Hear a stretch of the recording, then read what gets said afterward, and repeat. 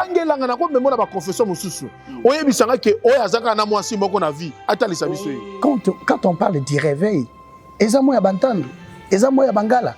Quand on parle du réveil, c'est mot français. Devant Dieu, devant ma conscience, devant Batobo vérifier la caméra, il n'y a pas 3 pasteurs na Congo. Au bazar na motema ya kolinga bato. Lokola archevêque supérieur. Chef de l'État, si on a besoin de chef de confession, il y a ma confession. Mais il nous invite. L'homme de Dieu congolais, à l'ongoué na statut à homme de Dieu, a commis politicien pour les intérêts privés et personnels. C'est-à-dire, cure, Otobengi, la CIR, Communauté Unie du Réveil, et ils interface à Nani. Il y a l'État congolais. Mais sinon, j'allais dire la méchanceté en fait de l'homme congolais. Ça, c'est très méchant en fait. Moutazo loba ketoza confession te, aya kotuna biso mikanda, total saye. Ah oui, un homme de Dieu peut faire la politique et s'il est appelé de le faire. Est-ce que l'État a mis dans la confusion? À côté de la confusion, comment? Non, ce sont des choses protocole le belango ko toté fallait to le bela Yesu na RC ici ka to uta tikala koye bango ba fondation éminence. L'État je parle. Merci. Laisse-moi d'abord parler na koma. Entre nous, on sait que ça cure eza une confession religieuse. Mais bato bazo boyango ka po balingi problème eza balingi mututé. Oyo ya biso atambolaka na mama esika moko. C'est la politique. Alors ce qu'on boye yango. Kasi bitumbe za na teba lobi otoza confession religieuse. Donc bazo wanga na même l'État. On était quelque part. OK. To wuti to bimi place sango to yepa na biso. Très bien. L'église est en politique papa, l'église est en politique mais l'église est la diriger la politique. C'est-à-dire ce qu'on boye politique, mukanda otozo ngo na alléluia amen te. Na kota lisayo ke protestant auta na catholique. Mukolo moko te catholique aloba ke mwana oyo. Baboy même ministère de la justice parce que le ministère de la justice lobi ke toza une confession religieuse. Et puis bazolo banon l'interface. Mukando tangi interface c'était. Ce sont des choses de moi en fait que les gens ne veulent pas comprendre. Ce sont des choses élémentaires de l'administration. Pourquoi vous ne voulez pas comprendre? Qui razali le ki ya mutute. Aza pe mwana ya mutute. Oh. Aza confession religieuse na même titre le kola ba déconnu. C'est la ki bona boy. C'est ki bona boy. Et nalobi ensemble. C'est lisible, vous pouvez vérifier. Ce sont des choses élémentaires, ma ça la première année. Très bien.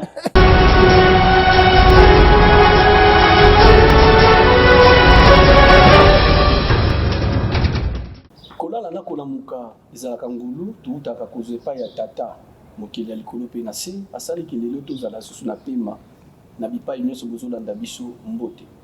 Merci na bande kwa États-Unis na osepela bino mikolo makasi si oto pona ba suggestion na bino ba idée na bino bozo mema na kati ya émission oyo nzambe langa pambola bino na pesi bino ebele mbote boza na Paris mbote na bande kwa Belgique mbote ya bande kwa Kisantu ya Boma partout na République démocratique du Congo mboka nzamba pambola esengo na nga kozana bino na kati ya émission oyo tika nzambe apambola bino batata ba mama na ebisaka bino ke toza wana pona kosala investigation na maema koleka na kati na ba église esepelisaki tata nzambe lelo tozonga lisusu na kati ya moko ya ba confession religieuse na rubana na terme wana poto koswana na bango tobisite na bango sima na likambo moko ya ba confession religieuse ya République démocratique du Congo na kombo ya cure oyo ezali kokambama na son éminence le docteur Israël Dodo Kamba archevêque on a pesi mbote na musike sikazali mutamaele bele ngala benga ye mutamaele bele ça s'engage que moi mbote na ye sikazali mbote na bandiko nyonso bazo travailler na ye na bosanité père na ngala lingaka ye mingi kulutu na ngai na lingaka mingi na nyonso na benga ka bongo wana na moni déjà ye moko on a bengaka aigle royal la pesi mbote bele mon père Ben Loi Béa. Je suis ici ensemble na le docteur David Kaluki, wazali bongo conseiller à son éminence, l'évêque supérieur, l'archevêque supérieur Dodo Kamba, je voulais dire. Nazanaye et yazali bongo chargé à mobilisation, en même temps conseiller, et à son éminence. Bango ba pesa ba précision nyonso na kati ya émission ya mokolo ya lelo na ngambo longa misusu nazali na évêque Israël ye bazali moko ya bureau ya son éminence bakoyeba na kopesa bino badetail nini nayeli awa nayokaka déjà so nayoki ningani nakoma mbango nayoki déjà milulu mazo préparé awa oyo kosangisa bana nyonso ya kir bapaster nyonso ya kir baprovinciaux bamisusu kutu namoni bango na miso si bakomi pour l'assemblée générale oyo kozo préparé na kati ya kir mais tobeta mpe lisolo ya kir mpo namoni na kir mpe bato misusu baokota bato misusu baobima eza nini nayebi te naobeta na bango ensemble na bandi na docteur David Kaluki Mbote Mbote ndeko Richard Nsango kolobele Nzambe na bomoi Nzambe archevêque supérieur de Dokamba apesi biso makasi mwa tango wana ezalaki na mwa mabombami pe ba préparatif mosusu oyo esalaki tomonana te mais lorsque nkolo apesi nzela biso yo wana na etando ke ensemble na yo otosolola santé na yo très bien na santé akir nalobi bien Nzambe archevêque supérieur apesi nga bomoi apesi nga makasi le docteur Isaïe Dodo Kamba Nzambe na ye onga na ndimeli onga nazo croire c'est notre chef spirituel ça je le place aujourd'hui bandeko pe bayeba nazo croire na ye pour nazo mona santé na nga ndenge ezalaki na ndenge na sikoyo différence à makasi. Très bien. Merci. Santé à Kir. Kir ezali très bien et très bien. Nazotiela yo pe bandeko na ngai yo bazotala esika nyonso bazali bamona ke Kir eza bonne santé. Merci. Awa na Kinshasa na ba province pe na mikili ya libanda. Kir, très bien. Nous sommes très organisés et na mozindo ya émission, vous aurez des détails. Nayoki, bandeko bino bolanda. Napesa micro et pas avec Israël. Non, tout le merci pour la bonne santé. Vous appelez bandeko combo na yo puis fonction na yo na kati ya Kir. Le combo est Israël Baoko. Moko Israël Baoko. Très bien. Moko na kati ya bureau ya Kir et archevêque pour Topesi Mbote, son éminence l'archevêque supérieur Dodo Kamba Israël Balanganay bisika Soginzamba Rolinga Landa Biso. On vous salue notre chef spirituel et que votre Dieu nous soit favorable. Et merci Nabino journaliste pour nous retourner biso. Les primas, les chapeaux de l'église. Oui, il y en a pas deux. Il y a pas deux. Très bien. Santa Kir. Santa Kir à merveille. Santa Kir Eza, tous annoncé déjà et tous en émission. Na cadre quoi annoncer l'activité à Kir. J'espère bien. Merci pour le déplacement Nabino. Kir Eza l'assemblée générale au Iso Banda le 26 et toza naba régionaux, toza naba provinciaux, toza naba archevêque, toza naba évêque, au bauti Kalemi, bauti Lumbashi, bauti naba province Union, 26 provinces à Kinshasa et nazo aussi. J'ajoute encore papa journaliste Eza Mokili Mobimba, Kir Eza na délégation à Londres. Après émission à Bino, so lingo accompagné son aéroport, Bazokoma déjà, qui réside la délégation à Paris, au Bazokoma déjà, qui réside, je sais déjà maman l'évêque Susanna, au Azoya déjà, et l'évêque Dirba, au Azoya déjà à Londres, et qui réside la délégation à Paris, je sais le bishop Timothée, et Kataï, au Bazoya, qui réside la délégation à Grèce, au déjà Bakoma Elobina Boutou, donc pour vous dire que avec l'archevêque supérieur, la première des choses, c'est respecter la loi, en fait. Il respecte la loi établie de l'État, il respecte le principe et surtout, c'est un homme très, très bien organisé. Nazongi et pas il y a avec jardinier. Nabandi Tonga.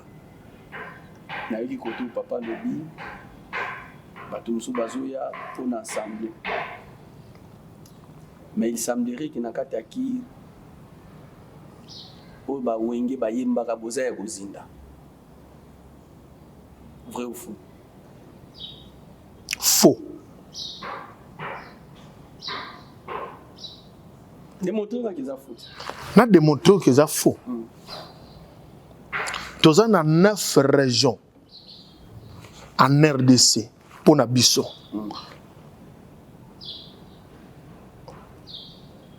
Non, 11. 11 régions. Na kati 11 régions, chaque région est allée représentée par un archevêque régional. Et archevêque régional wana akoki kozala na région na ye akozala na plus de 7, 8, 5, 4 provinces. Et chaque province est na ba communauté. Et dans chaque communauté, moko kozana 40 églises, 15, 50, n'était pas nanga. Nazana kati ya province ya Tchangu 1, Tchangu 1 ezui Kimbanteke, Njili, Masina. Abenyango Tchangu 1. Et nakata Tchangu 1, ezana 19 communautés. Na communauté nanga. Na a plus de 40 pasteurs. Naza homogène. On l'a ninga? Et lingi kola kisaki et pas nanga nazo gérer 40. Oku nazo gérer 200. Oku nazo gérer 100. Siko nyonso eza Kir eza complet. Na chaque province na lobi eza la ba communauté. Eza pe na ba territoire. Eza pe na nyonso to bengi ba district ezali. Est-ce que ça biloko a kombo tozotanga? Est-ce que ça biloko a réel? Et puis en plus na koninga expliquer biso mbala mo bato ba landu na média. Natangi na ba réseaux sociaux. Ba lobby église, là je serai clair, je suis un journaliste. Église de réveil nyonso o eza na kata RCT ba ebi bangote. Merci. Siko zela na kokisela.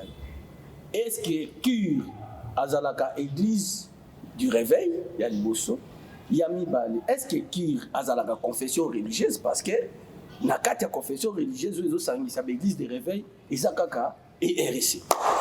Ndeko journaliste osimbi esika ozokende. Na moni ozotindika nga na loba.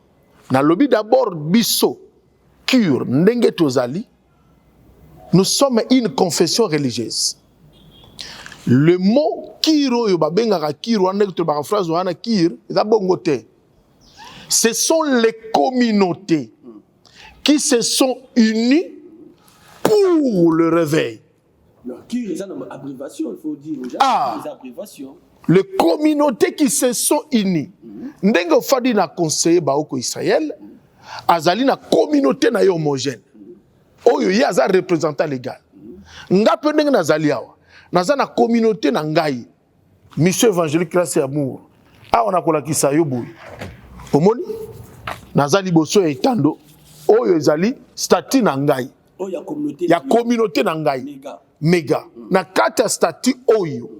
Eza na plus de 40 pasteurs. Personnalité juridique na ngai. Oyo son éminence l'archevêque supérieur.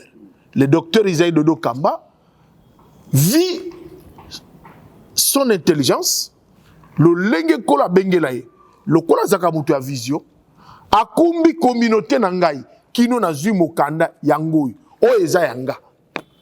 Et lui kola kepa na ngai, vie ezo continuer. Tozana batu ba uti, chaque région de Congo central, batu ya Mwanda, batu ya Boma, batu ya Songololo, batu ya Boy, partout dans le monde. D'abord, na Kinshasa, et puis na RDC. Na Kinshasa, on a 6 provinces. Quand Kinshasa, on a 6 provinces. Et dans chaque province, on a combien de communautés? Plus de 90 communautés. Awaka na Kinshasa. Yeba ke lelo, na yebisa bandeko. Avant de répondre à la question, mibale, au tuninga wana, na yebisa na bandeko ke Kir Azan a plus de 10 000 pasteurs. awa nalobi nano eza chiffre imaginaire te boyebi biso na baactivité ndenge tozalaka peut-être oyebi bien te nazoyebisa bapasteur nazoyebisa bandeko plus de 10 000 pasteurs bouti komona son éminence l'archevêque supérieur ensemble avec notre maman que nous appelons le pasteur Dorcas Kamba babande kosala ba tourner dans chacune de communautés pour atala vivacité nango effectivité nango eza na bomoité eza na bomoité atamboli déjà ndek tolo bano boy asa tamboli na 20 quelques 27 communautés atikali na 53 on a tambolité voilà na ville province na ville province ya Kinshasa azana batana ye oya utu kozana ba province na kotalisa bino na zotiela bino image na osenga na régie otiela biso image ya Lubumbashi a otiela biso image ya Kolwezi a otiela biso image ya Congo central a otiela biso image ya Équateur a otiela biso image ya ba région nyonso ya ba province nyonso tina Maniema. Nous sommes là partout. On a talisio et ali pour na koyebisa oké cure aza bonne santé peto ali partout. Oyoki conseil ba konenga utolo balikambu ya ba délégation o euti libanda. A cité mosusu te docteur Kalo azali awa. Ba uti wapi? Papa, toza ti partout pays nyonso yo okende kirazali. Na la tselo komoko. Otuni mutuna awa soki kir les confessions religieuses. Expliquez-nous. Na ligina répondre posant na ba barbare belé o bazo leka kolobaka ke kir aza plateforme aza communauté aza confession te. Nazo répondre oui ou non. Toza confession religieuse. Naza na mukanda nazo pesa yo tanga. Na linginga ina tanga te. Mais yo ndeko journaliste tanga. Naza a una personnalité juridique à cure. Tanga kaka na likolo d'abord awa. Ozongi selanga maloba na yanola yo eloko ni le komami. Pe ami balo tangelanga deuxième papier. Otangela deuxième papier awa. Et sika wapi ezali accordé tanga yango. Tanga. Arrêté ministériel numéro 10, voilà. Cabinet, les canaux biloko. Pour ça, moi, liboso wana. La personnalité juridique à l'association sans but lucratif confessionnel. Confessionnel. Zala nanouana. Tellement nanouana. Confessionnel. Quand on dit confessionnel, on sous-entend que c'est une confession religieuse. L'État nous reconnaît à Pessibiso Yango. Personnalité juridique Yango wana. Otangi yomoko kaka likolo confessionnel s'il s'appartient. OK. Dénommé communauté unie du réveil en cycle cure. OK. Merci. Toquez la deuxième papier. Papier il y a Mibale, mesdames et messieurs, nazu article premier. Poto sauter ma kamususu, ils ont arrêté, hein. Je vois ils ont arrêté. Article premier. Oh Missou. Balobi, la personnalité juridique est accordée à l'association sans but lucratif confessionnel. Confessionnel. Azongi sango le susu. Pour ayebi ke bato atemi bazali. Ayebi ke bato baza ba barbare bazali. Bato pe balingaka kobuka baninga bazali. Azongi sango le susu. Continuez. Dénommée communauté unie du réveil sécure, dont le siège social est fixé au numéro 355 6e rue, quartier résidentiel, commune de Limetier, ville de Kinshasa, en République démocratique du Congo. Papa, continue par place. Bon, Nazana besoin. L'association a pour objectif deux points. Premier à retirer, promouvoir l'évangélisation en vue de garder les âmes pour Christ. Donc, place aux Zongo Yipsanga qui a lobby qui réveille Zakaka na RSC. Non. Ah, continue, papa.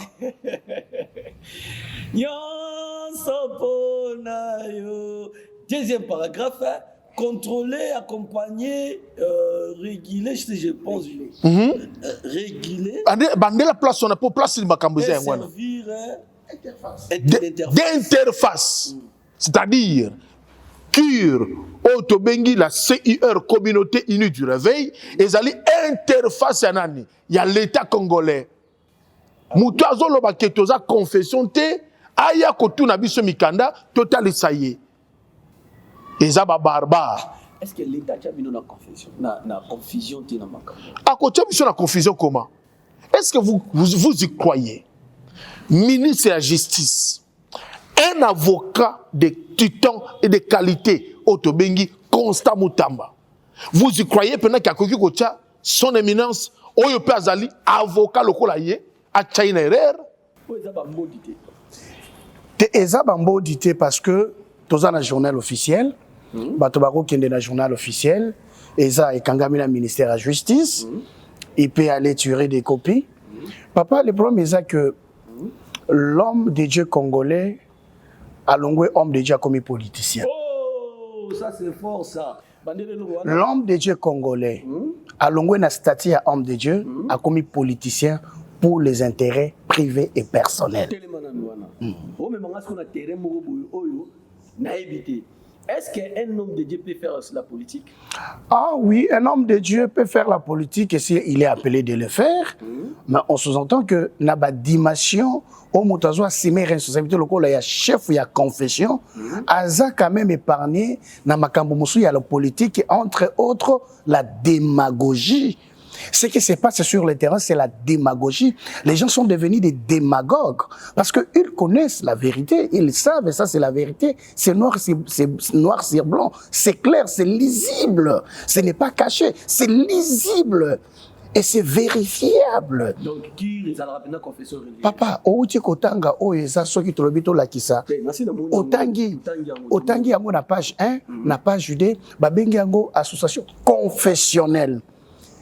C'est-à-dire, les gens oublient peut-être l'archevêque supérieur Dodo Kamba. Il est d'abord avocat. Okay. Avocat, il est avocat, puis il a tangué la classe. Si ba collé, il y a Koubambate, avocat. Avocat, Oyazali, juriste qu'il est. À cause de la confusion, on a dit.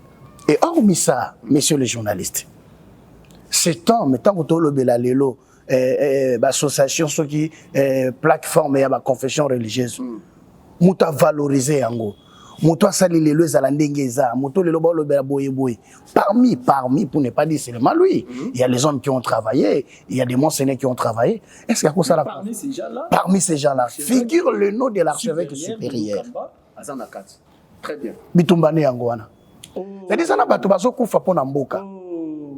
C'est-à-dire, l'église de mon pays, l'église de mon pays. Non simplement l'église, mais Batou. Batou pour les intérêts égoïstes. Pour les intérêts, excusez-moi je ne peux pas employer ces mots, c'est un peu vigueur, mais sinon j'allais dire la méchanceté en fait de l'homme congolais. Ça c'est très méchant en fait. C'est-à-dire aller quelque part pour dire que nana pesaka confession nana comme ça association confessionnelle eza mutu te mutu moko la mukate l'église nae ala moki wabi ngandi mutu na décider et association oyo eza confession ou eza non confessionnelle. Non, c'est-à-dire une confession religieuse ne domine pas une autre confession religieuse parce que tous en a pied d'égalité. Oui.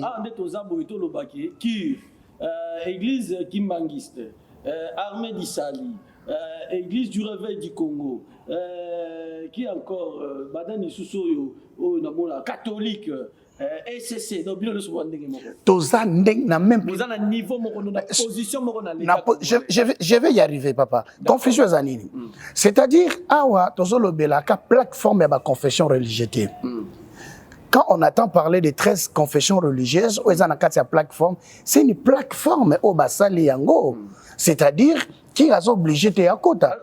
C'est-à-dire, je vais vous citer 2, 3, Abima. Mais est-ce qu'il y a il y a église néo-apostolique? Ça, c'est confession religieuse. Mais ça, c'est une plateforme, si je ne m'abuse pas. Zambé Malam, je vous dis que l'Ilobe Kotikan. Non, ce sont des choses autoko le belango ko tout fallait tout le bela yesu peto bunda parce que ba diverser na tenangi na biso papa na seli salikani nangi na lobaki eza stratégie alléluia to bundela musala ya nzambe to bundela ba intérêt égotier Congo ezokota na bomoto entre nous on sait que ça cure eza une confession religieuse mais bato bazo boyango ka po balingi problème eza balingi mututé. Mais pourquoi pasteur, pourquoi bokoti ça politique na catégorie? Pourquoi bozo lukani? Non est-ce que bokoti la politicien té pas ça la politique na bango bino ba église bino ba confession religieuse boza na libanda biloko église eza politique papa église eza na kati ya politique té mais église eza la diriger na politique. C'est-à-dire soko boy politique mukanda otozo ngo na alléluia amen té c'est la eza politique alors soko boy yango kasi bitumbeza na te balobi otoza confession religieuse té donc bazo wanga na même l'état bango bazo boya même té baboy même ministère de la justice baboy même ministère de la justice parce que ministère de la justice lobi que toza une confession religieuse et puis bazo lo banon l'interface mukanda tangi interface c'était ce sont des choses de moi en fait que les gens ne veulent pas comprendre ce sont des choses élémentaires de l'administration. Pourquoi vous ne voulez pas comprendre? C'est lisible, vous pouvez vérifier. Ce sont des choses élémentaires. Bah, c'est la première année. Très bien. Mesdames et messieurs, dans la confession religieuse, communauté civile dirigée par son éminence, l'archevêque supérieur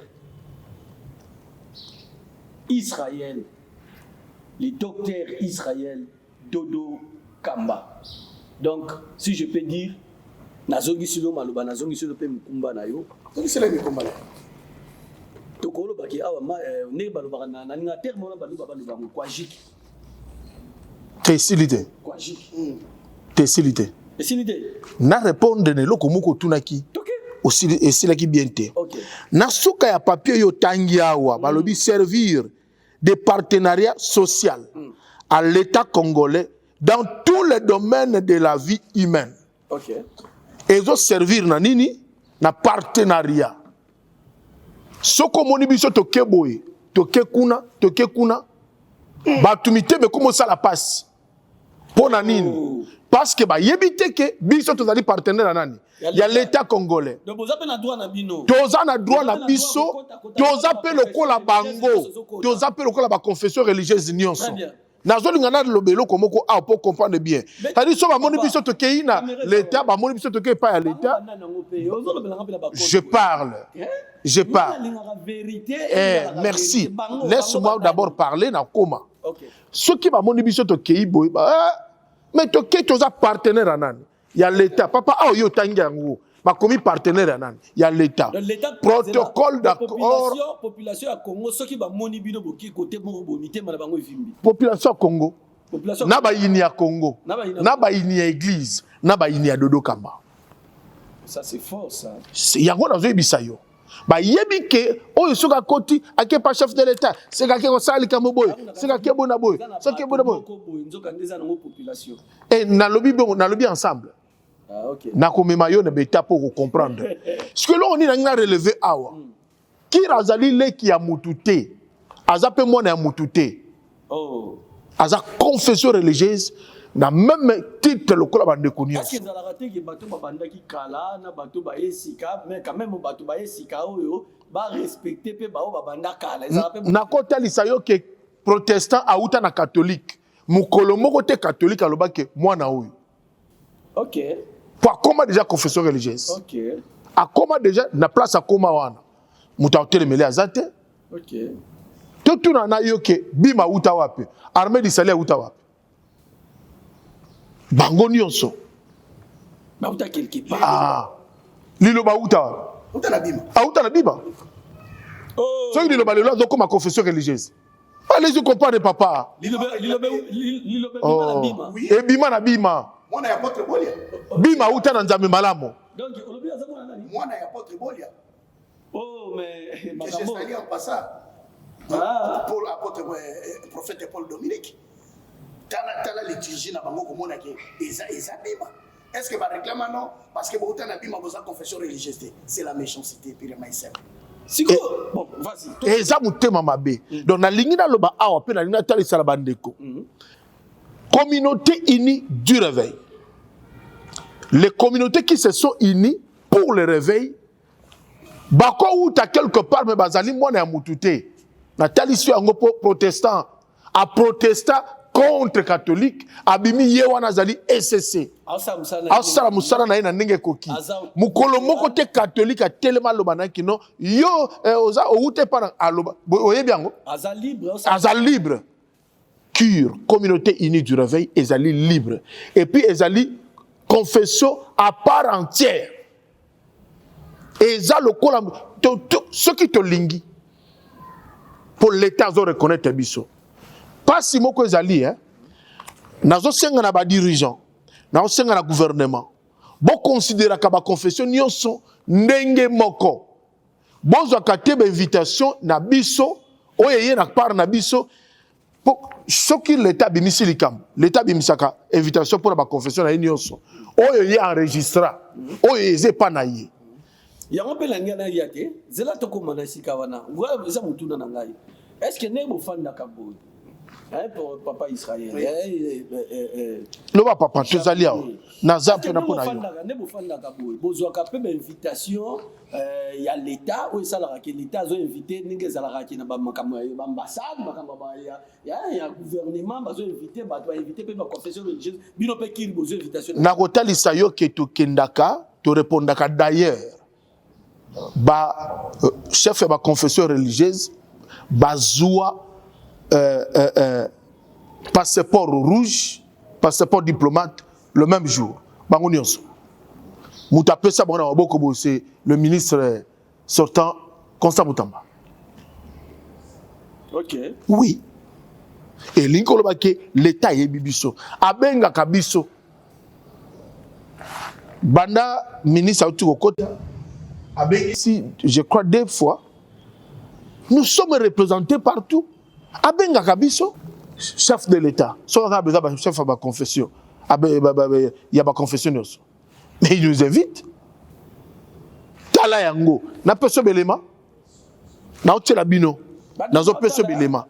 Belema ezali on a rotali sa yoke, banda bengisa, omona bengisi biso, tokendaka. Et pas na biso, vie leadership. Vi vision tozanango.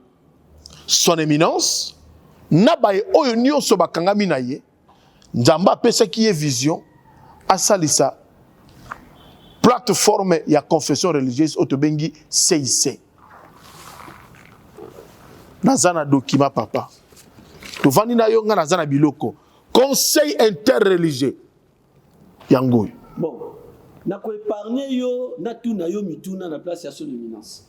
Wana na ko épargner yo pourquoi parce que ceux qui na lobina kota dossier oyo et comme ils sont parce que na ba réseaux sociaux tozo kebeli na bato ya batu tupe tozo kebeli mo ermo to senga ba tata na biso ba kondi na biso ba ndeko na biso ba kulutu na biso ba père na biso ke ermo ko soki pe to bengi ke papa toza na posa to ya to solola na to chamiko boya mbaka biso pe quand même parce que tant bozo ke na repa batu musu côté bozo ke na bato na ba ebi masola ba église te loko na ba biso ba oyo to kota musala o to yebi yango alors parce que o so to beti solo oyo guerre mususu zao nalina kota na guerre wana te lokolo boyo okota na guerre ndeko journaliste na yebi soka loko moko nazo senga na émission oyo et pas à son éminence l'archevêque général supérieur merci le docteur Dodo Kamba l'homme sage ngala bakisaka l'homme sage wana ezanga na posa na sala na ye émission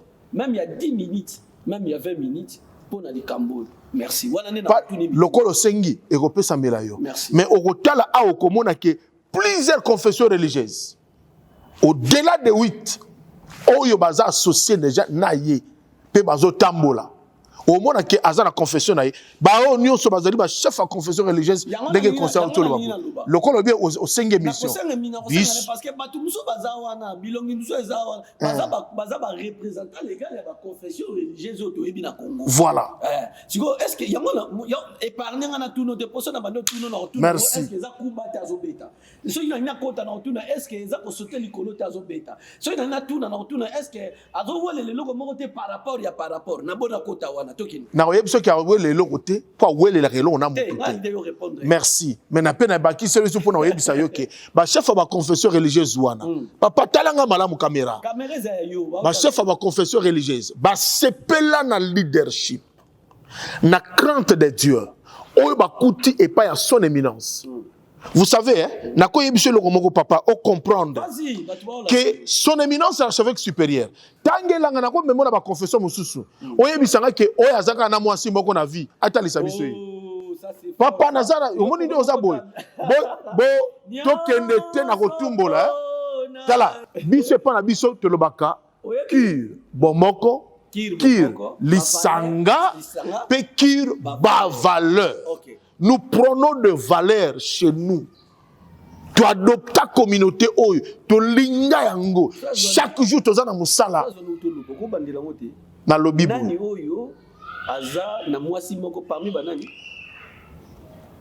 Na lobby boy. Na bandeli. Il y a biso chef religieux. On a bengi chef spirituel. Il y a confession na biso. Le communauté unie du réveil. Son éminence, l'archevêque supérieur, le docteur, Dodo Isaïel Kamba Balanganay, le primant, Medjawan, voilà le terme, Medjawan, leader est contesté. Il y a beau et bazoye wapi, cet homme. Non. Papa Boko Zanabino la bango. Tu es trop fan, hein? Non, c'est parce que j'ai compris la vision.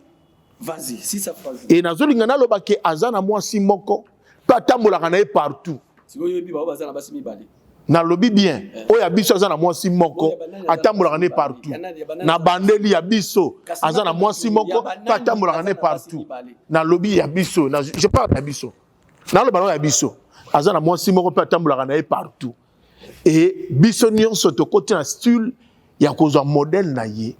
Azo prono ba valeur papa omoni na assemblée générale o Yesu Salema na kotali so bato baye na ba couple na boya bokangela nga pe portité to bengisi yo boya na caméra na ngai so to bengisi yo bango na bango na plateau bakangela nga portité po nga na boya na caméra na ngai nga na nga oyebi ke nga na vérité na boya na mona vérité wana yango to lobi ke tozana ba uti musika bazali plus de 50 personnes na blobi bien na bandeli na bandeli plus de papa pas combien 60 combien papa 57 donc 57 o ba uti libanda et awa na lobi na préciser le moko ba vandi na ba hôtel ya bien bazolia kitoko pe ba otambola bien et lingi koloba ke ba ye pona Assemblée générale.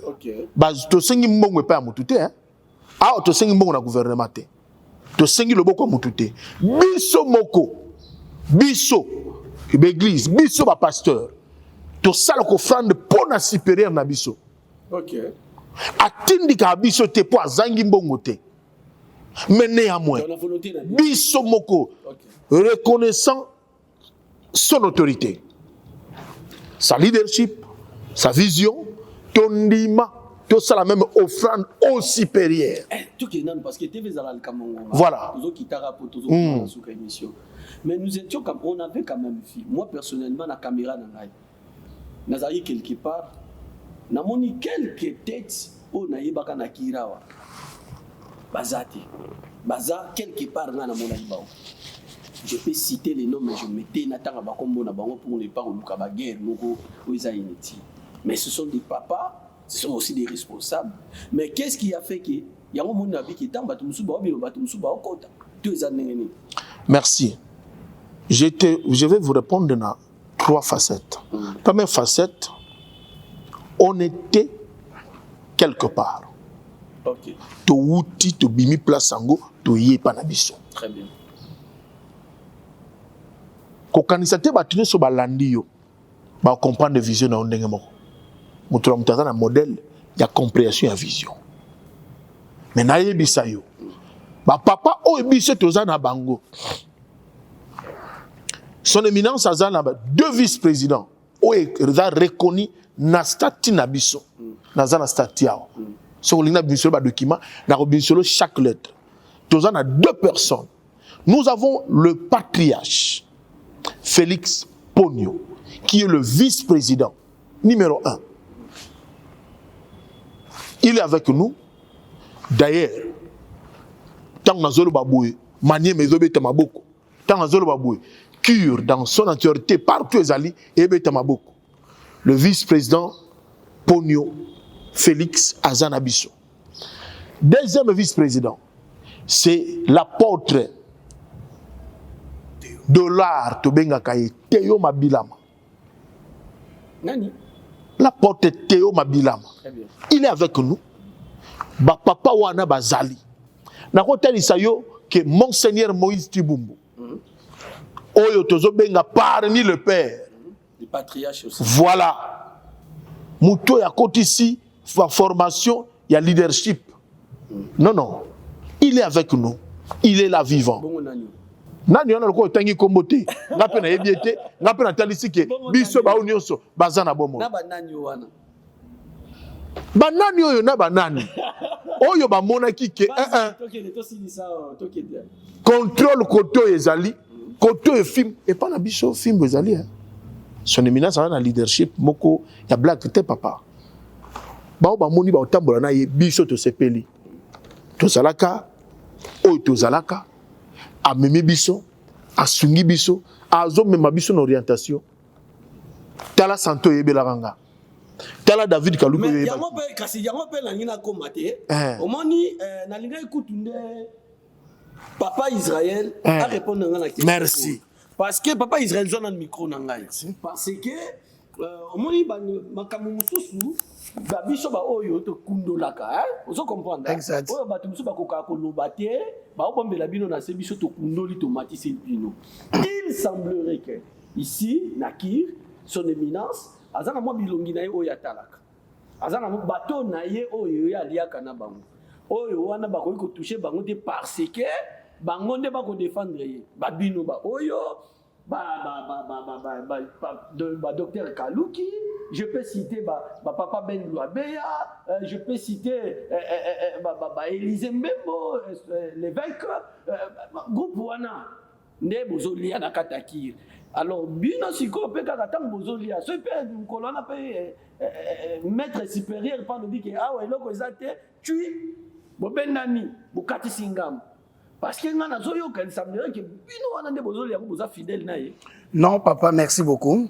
D'abord, Elo Komoko et Amabe Navi. Merci beaucoup, mon papa journaliste. Je crois que même madame Inayo, Nandako, même les abonnés Nayo, les téléspectateurs Nabiso Bolanda Biso, Balobo Beti à côté. Dans le Congo, dans le monde, il y a pasteur. Différence, c'est ça, que tokoli na politique ite omoni ba movancier bana Mobutu bana ba époque wana bakola na politique biso tokoli kaka na liloba ya Nzambe tokoli na bonzambe toyebi secret ya makamba Nzambe. Je peux avoir 47 ans mais j'ai mes 35 ans na makamba Nzambe. Donc église ya Congo eza na âge nini donc toyebi makambo ba pasteur nyonso ya mboko o bazoko mbenga ba père to accorder bango o mo benga ba bana to accorder bango o balingi baza bana to accorder mo bayebi que dans ce pays na Congo na lobi Kinshasa devant Dieu devant ma conscience devant batobo vérifier botambola botambosa ba caméra il y a pas 3 pasteurs na Congo o baza na motema ya kolinga bato lokola archevêque supérieur. Moi je n'ai jamais vu un leader omoni bongo wana na beta yo loko moyo yo so bomba bambodi na beto bambodi c'est dit il y en a pas dit na ngina ebisa biso na ngina sungela ko point moko très important parce que tous en émission moko pédagogique très bien vas-y o démagogie ezokota pona ko décourager bato c'est-à-dire na ngina loba que c'est une confession et religieuse en part entière, c'est-à-dire esa part entière et confession mon côté o ko dominer confession mususu c'est-à-dire ndenge SC ezali ndenge ba mususu anezali RC c'est une grande confession. Ezali, cure, c'est une grande confession. C'est-à-dire, il n'y a pas la confusion sur ça. Et Nalingi n'a ajouté pour moi qu'on a éclairé. Tango mutazo tambola alobi non omoni bino boza ba communauté biso toza boye boye religieuse par rapport à Kombo. Moi je sais pas, je suis perdu. Quand on parle du réveil, ezamo ya bantando, ezamo ya bangala. Quand on parle du réveil, c'est mot français. Et tout le monde peut utiliser mot réveil. Ezamo français. Je dis bien ezamo mutumo ko c'est propriétaire lobi mo wana. On est là. Parce que vous avez la question que Yesu Azalia, Batali document, oh, église du réveil, RSC dans les canards. Yango na so comprendre journaliste ça matumoli ozolingo mema biso na zone wana biso to boto ko na piège na bango. Tenga to expliquer ba ton émission na biso pédagogique que cure c'est une confession à part entière. C'est-à-dire c'est une confession religieuse. Et ba confessionniste comment ya ko s'adhérer na une plateforme au bato bazo utiliser na plateforme moko et lingi ko lobate ke boza confession religieuse té na tu ko yebisa bino ke même témoin de Jéhovah aza wana te to ko tanga banini te balimbisa même néo apostolique aza na plateforme wana te et lingi ko lobate ke baza ba confession religieuse té et bazo bosana ki archevêque supérieur de Kamba Israël il a dirigé tant des années et il sanga wana ya banganga nzambe. Donc, il n'y a pas de débat. Bato bazo longwa, docteur David. Papa, kelinga malade.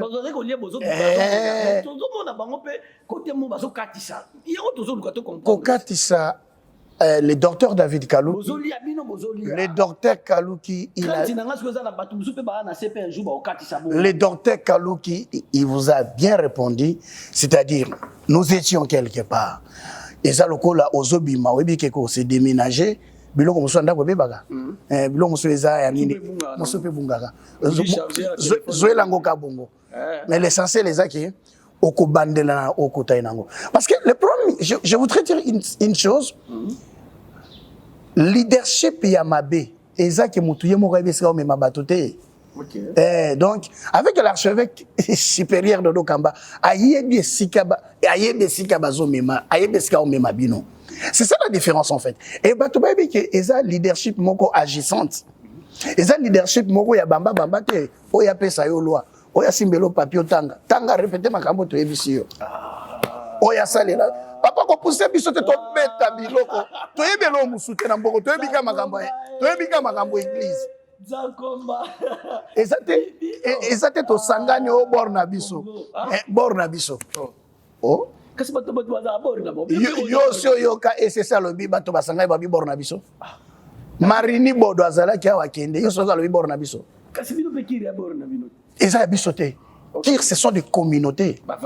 Pourquoi l'archevêque supérieur? Papa journaliste la moni osasuka. Pourquoi l'archevêque supérieur a respecté assemblée générale?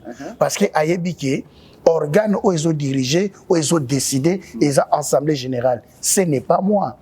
Papa biso archevêque supérieur à Kabaka, batupe batel leadership inaye balobite. Archevêque supérieur Azako Kabaza Mwana Nanzab. Il est un enfant né de nouveau. Hein? Je vous dis, c'est un enfant de Dieu, né de nouveau. C'est un enfant de Dieu, né de nouveau. On a télé mi papa. Pe Nathalie caméra na. Tangilangai 5 pasteurs. Na Congo. Oibiki bakabaka. Nakotanga 5 pasteurs na Congo au Bakambaka na au Bakabaka nazotangelo et votre man kabate pour ça l'église na e batali pena mutu boatali na lisu amoni ke non na kabi tanga ya liboso et votre mère la patience na répondre yo. OK na lingi na lobaboy Kokaba archevêque et Simbi archevêque supérieur. Parce que quand on l'appelle l'archevêque supérieur, na senae azana ba évêque, azana ba archevêque. Alors, il y a ça qui na titre wana, comme il y a des archevêques, Et il y a aussi, devant les archevêques, il y a un évêque, l'archevêque qui est supérieur. C'est la raison. Même les bateaux, il faut comprendre que l'archevêque est supérieur, et ça, parce que dans la scène, il y a moi, ils ont un titre Yaki. Ah, il y a un peu de choses à dire. Mais il y a répondre à bateau Bakabaka. Motema tellement qu'il y a Kabaka mingi. L'archevêque, l'évêque, Basanga, habité. Moto, il faut que ça offrande au supérieur. Ils sont offrande au supérieur, là, Mouki. Et puis, papa, on a dit, Yoshi, tu as un micro. Plus de 150 millions. Yoshi, Zela. Oh, banana nzambe. Zela. Yoshi talanga. Balobi boy. Depuis balongo la son éminence na poste wana akoya. Ah non. C'est oh mais Zela. Azasu na l'arte. Kir et na mbongo te beaucoup mosala cotisation pour na son éminence. Bebo tu na ba réseaux sociaux. Boasu na l'arte. Bakosi. Vrai ou faux? Faux. Nangina bisoza faux.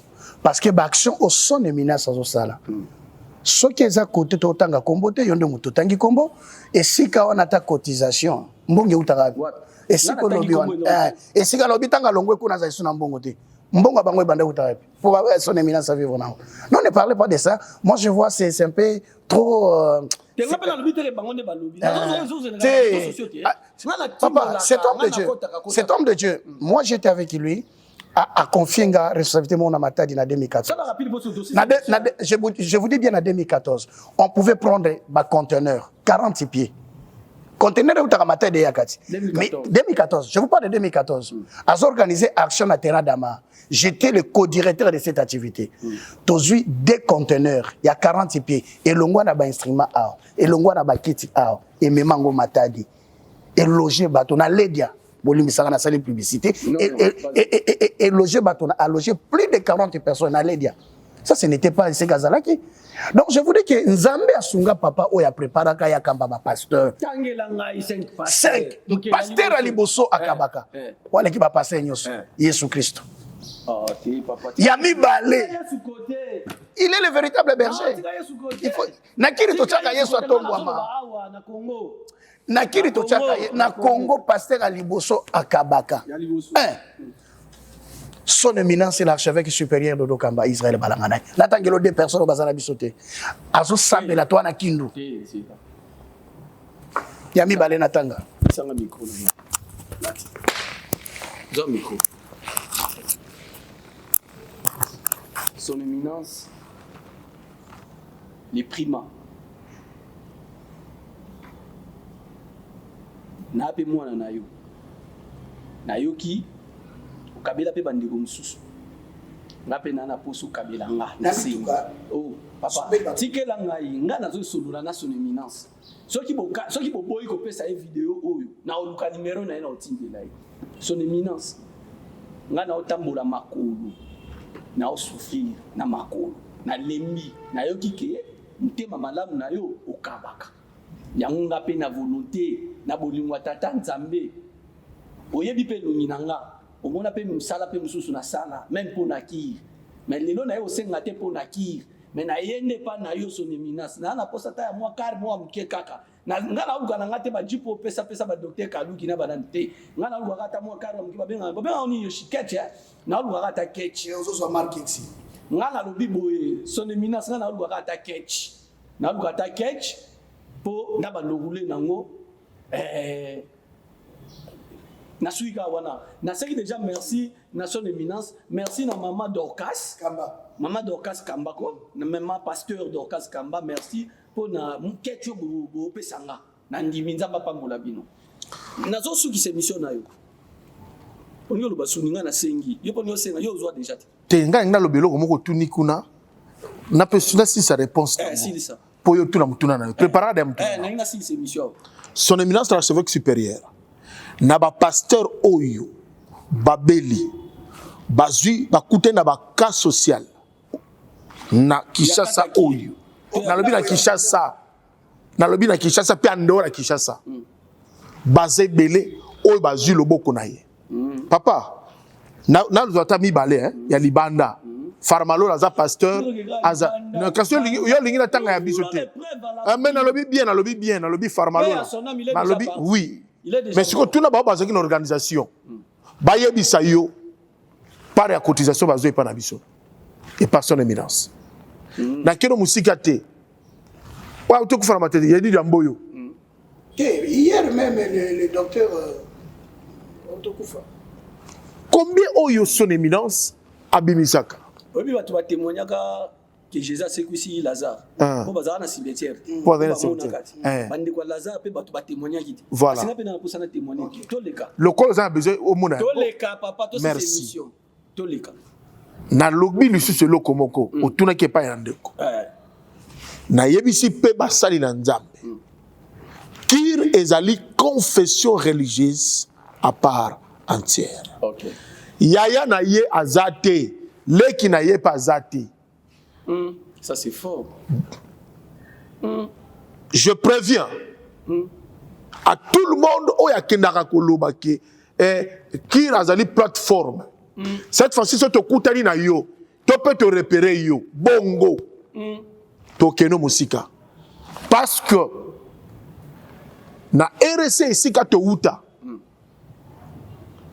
tikala koyeba ngo bafunda son éminence koto oyo tolobela unité mpe bona boye mais bafunda son éminence mpe asambi alongi mabeta toa na jugement toa na babiloko nyonso nalobi na justice nalobi atikala kobeta lisolo te nalobi abeta lisolo te son éminence ozomona o oui papa aza motema munene mpe nayebiso eloko moko lobi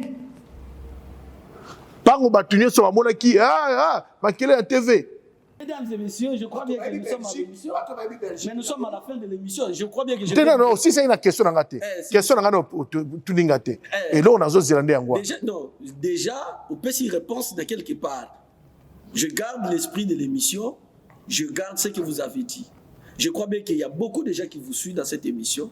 Et je m'aimerais que l'émission est partie A. Mais la partie B, Naoya. Naoya parce que Naoya na mutuka oyo son éminence a otinde langa na okota langa. Mais na lina yebi na sou qui se mission na tout na yo. Docteur David Kaluki. Oui, ndeko Richard. Ndengo zo monela église ya Congo. Ndengo zo monela ndenge bozo évoluer. Est-ce que vous êtes sûr que na makambo nyonso batu ba oyoka na réseaux sociaux ba omona? Batu ba ozala na confiance à l'église ya Congo. Bozo bon église ite bino bakambi ya Congo. Merci. Question très pertinente. Ma réponse tangue ali oyo. Chef spirituel Nabiso, son éminence l'archevêque supérieur, le docteur Isaël Dodo Kamba, na ba valeur oyo ya pronaka. Atikalité kolinga kokende na place moko pour bébisa éternelle image il y a église corps du Christ non. Pe alinga kate to loba keno to yokanaka te na intel alinga kangote. Très bien. Nazozonga toujours na likambo tali ERC. Parce que muto atindi karabiso soki likambo ezali bokende ko répondre. Bokende. Atindi kabiso. To kendak. Ce sont nos frères. Ba baza kuna batata na biso bazali. Mais bozo wele la nini. Na memi ko na place wana pour comprendre. Na memi ko na place pour comprendre na link okota na ba détail te. Soki na kota détail na zana ba mbodi ona koloba. Il y a des choses. Il y a eloko vya mibale na loba. Pasteur, ceux qui ozo kanisa ke oui, na Bible ezalaka batu ya Paul, batu ya mais lingolo bakeno mutu na mutu akokende esika oyo ya monike awa vision eza malamu accueilli azana complaisance tena moto. Pasteur, ban peuple congolais boza na place a kotila mitema. Botala bino moko. Bolanda na bilili. Pe bobondela nzambe. A confirmer bino, atalisa bino nzambe ya solo. Et si ka wapi confession nini, esengele bokende okota. So na bokende kimbangisa bokende. soki bokende catholique bosala nini bokende. Mais ceux qui qui replace ses alliés. Ceux qui bayi na cure na yango na lobby toza na assemblée générale. Très bien. Et si quand tozo voter makambo Assemblée générale les bandaka. Jeudi, vendredi, samedi. Il y a semaine. Le 26, le 27 et le 28. OK. Oyo tozali. D'accord. Bayi nyonso bauti libanda. Moko te aye awa. Na lobby billet aller-retour hôtel kolia nyonso yemoko. Très bien. Parce que nous l'aimons. Nous tous. Ngala bandeko nanga bazo ko souffrir na bisika passe ezali na guerre par-ci par-là basangisi meya na bango. Et comme libiso. Na lingi na loba boye. Confesseur religieuse na biso et fongoli porte. OK. Na pasteur nyonso. Yom tozo se sentir aux ali lésés. Au côté qui na confession XT to YT to pe fulanité pour mona qui peut-être makamboza malamu te.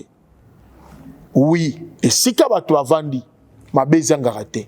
Bible pesa biso nzela ya kobongisa. Eloka basali tout anaka. Papa atanzo ta mutu so yo tambola et tout anaka kaka. Ata salité so so maye kaka. Et sili fait mission. Et lui ko ba ndenge nini ke to na besoin na bino boya. Bo na besoin ko contacter biso na opesa bino adresse yo na no contacter. Yo pena no yate. Na bengi siyo Oya, tokutana na yo le 3, mardi 3. Mardi à le 3. Mardi 3 OK. Mars, yaka a. L'adresse Na limité 6e rue, na moko ya ba l'église ya minene ya son éminence parce que azanango ebele. Très bien. Awa na Kinshasa awa eza déjà 17 églises. Très bien. Na lobi na Kinshasa, oya 17 églises. En dehors de la province, il y a la communauté, communauté de mission sacerdoce soraire. Napoto et Zali Ebele. Ça c'est vrai. Il y a un lobby dans moko église na yé. Oyo wa publicité to zula mokanda. Très bien. Au Tanga Kiangwao. Quartier résidentiel na Petit Boulevard. On me fait signe. Lupango et Kangabina titre foncier numéro 355. Boya mardi 3 toko yamba bino toko enregistrer bino. Merci, je prends seconde et pas il y a Papa Israël pour finir l'émission. Papa Israël, qu'est-ce que les gens peuvent retenir en rapport avec l'émission d'aujourd'hui et de notre confession religieuse Kir? D'aimer Dieu plus que toute chose. Très bien. C'est-à-dire au-delà de tout, Yeswazan Zambé. Très bien. Et donc quand on a distraction, tu es ennemi. Ou à quoi panza église, mouvement réveil. Et tout travailler pour nous sauver ma âme. Très bien. C'est-à-dire, je voudrais vous dire que l'archevêque supérieur Dodo Kamba Israël travaille pour l'unité. So, ils avaient pour l'unité. Docteur David Antou Lobelo Moro. Archevêque Dodo Kamba, atambola na couloir mon côté. Ni à présidence, ni à institution, ni à justice, ni à porter motoplainte, malgré ma injure, malgré ma cabale. Il dit non, Dieu va me justifier. Merci. Mais le papa, oui. Il y a déjà dans ma couloir. Na ba conseiller batambolaka po baluka mutu batambola kombo na ye na kombo ya archevêque. Que Dieu vous pardonne. Zambela lola amuna bango. Je crois bien. Vous demandez la parole, mais nous sommes à la fin de l'émission, docteur Kalouki. Nous sommes à la fin. Est-ce que 30 secondes seulement? Prenez 30 secondes seulement rapidement. Nous sommes à la fin. Nalobi, merci. To bengisi ba pasteur. To rappeler bino pa na biso. Tozo prôner ba valeur. Très bien. Boya, encadrement, formation. Éthique, leadership, les alliés. Merci. Très bientôt, beaucoup de monde a des nouvelles. D'ailleurs, le Colombien a un ambition ensemble. Au Koyo a conclusion ensemble. Makamuni ne kolobama. Très bien. Petolobi, nazole bano boya. Na lobby bokoyo kango. Et puis cette fois-ci au Komona. Na dès 2026, au ko trouver biso. Na bâtiment ya munene administratif. Très bien. Pour ça déjà. OK. Tobo ko annoncer adresse. Merci beaucoup. Deuxièmement, okukuta biso na université. Oh, il y a théologie. Merci. Pasteur ozo souffrir na libanda, na lobby oya. Na kuyebiso eloko misatu. Pasteur, ozana difficulté songolo à ce qui concerne le document ya église na yo, yaka okukuta biso. Awa et pas na biso na cure. Son éminence a tout préparé. Merci. J'ai dit merci à son éminence, l'archevêque supérieur. Merci. J'ai dit merci à notre maman, pasteur Dorcas, Merci. maman Yabana, maman Boboto. Dans le merci na directeur à cabinet. Dans le merci na équipe nyonso ya secrétariat. Dans le merci na archevêques régionaux. O ba uti libanda, ba papa na ba yambaka biso. Pe mutu alinga voyager akende province moko songolo to kenaka poto to kenaka. So le que province ba yambora kimia yaka pasteur et para biso kuna to koyamba yo. Nous sommes à la fin, mesdames et messieurs. Merci. Je dis un grand merci. N'a pas invité Nazaki na mon plateau, n'a pas invité Kelelo Nazaki na émission à cure, communauté unie de réveil. Du réveil. Pardon, communauté unie du réveil. Voilà. Na son éminence, l'évêque, l'archevêque supérieur, les docteurs. Papa bongisa la langage peut-être ouais bosana. Kamba, baki c'est là l'homme sage, baki c'est là les primats. Ne pas oublier les chapeaux de l'église. Ah, les chapeaux de l'église. Alors l'homme échafaudage. Merci beaucoup. J'ai dit un grand merci à papa. Na zela mutuka la papa na sengi na sengi bokangela na pe ba porte té na pe na posa ya ba témoignage la directeur ya ba cabinet no bazar a na sengi na misu na bango parce que tala kaka na sengi. Merci beaucoup na bino nyonso bonza ko landa biso. Aujourd'hui encore bomoni ba document nazotika yango na bilili botang ya kir pour vous dire que kir ezali confession religieuse.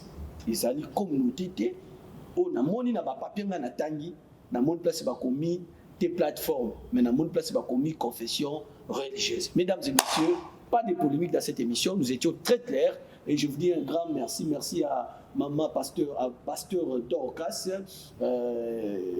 Kamba, j'ai dit merci na bande nyonso ya église. Merci na papa nanga Ben Babea, merci na bino nyonso ba ibolinga kakir et la porte est grandement ouverte pour na bande ko bali kokota na kir boya ba place ezali ba koyamba bino. C'est que j'aime à son éminence. C'est que j'aime personnellement, c'est que j'aime à son éminence les excellences.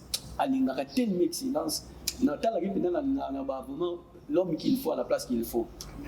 Ma province na biso bozio bozambote na biso. Ba représentant lego mbote na biso. Tous les pasteurs mbote na biso. Lui c'est vraiment un blanc, il fait bien son travail. Il vient tout droit de Paris. Na liraimi pour na musala sala razo gérer la chaîne à Binen na Congo. Donc kutani bala simanzamba pambola bino.